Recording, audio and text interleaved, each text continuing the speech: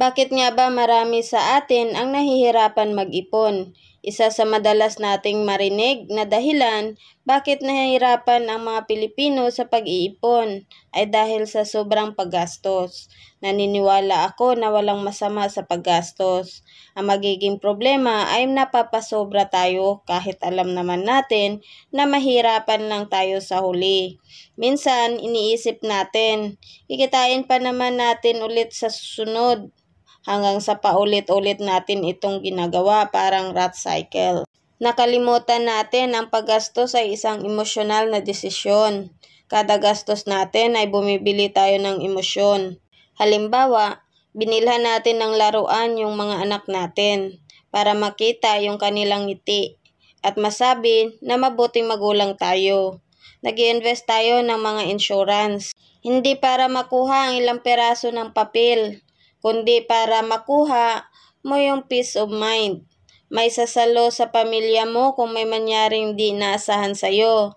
Of course, kung may positive emotion, mayroon ding negative. At itong mga negative emotion ang dahilan kaya tayo napapasobra ng gastos. From my observation, ito yung madalas na dahilan. Una, peer pressure.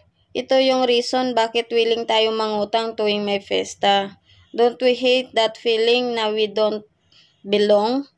Kaya kahit labag sa kalooban natin ang mga gagastusin, gagawin pa rin natin. Kasi kung hindi, pakiramdam natin hindi tayo in. Pangalawa, inggit. The grass is always clean in other side. Ika nga, napakadali kasi makita kung anong meron. At para mawala ang inggit, dapat meron din tayo kung anong meron sa iba. Pwede naman mag 3-in-1 minsan, pero nag-i-Starbucks ka kasi iba ang dating kapag ang logo nila ang nasa baso mo. Pangatlo, insecurity. Malalim pa sa sugat ang pinanggagalingan nito. Madalas, dahil ito sa masakit na experience ng nakaraan at yung humubog sa pagkatao natin. At dahil doon, hinuhugutan natin yung sakit sa pamamagitan ng pagbili ng mga bagay na hindi naman natin kailangan. I believe na kung gusto natin masolusyonan ang mga labis na paggastos, kailangan muna natin maalis yung sakit sa ating puso. Dahil pag hindi ito ma-address, kahit dumami ang kayamanan natin, dadami lang din ang gastos natin. Unfortunately, hindi ito masolusyonan ng kaalaman lamang. Alam naman natin na hindi mabuti sa puso natin ang lechon. Kumakain pa rin tayo, di ba? Ang mga emosyon kasi na ito ay naimpluwensyahan ng environment natin. Bukod sa financial education, ang kailangan mo ay karamay. Ito yung gastos sa community ng IMG. Ito'y tambayan ng mga handa. Mga taong handang makinig sa'yo na walang paghuhusga. Gagabayan ka pag hindi mo maintindihan.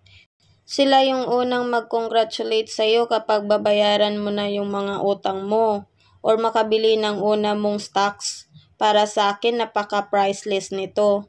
Totoong samahan talaga, kaya kung gusto mo maging part ng IMG community, pwede nyo akong i-message sa aking page or bisitahin yung aking website. At dahil nakarating ka sa part na to, maraming salamat sa iyong oras at sana'y na-inspire kita sa aking video. Please subscribe for more videos with notification on at sana'y may natutunan ka. Get in touch with us.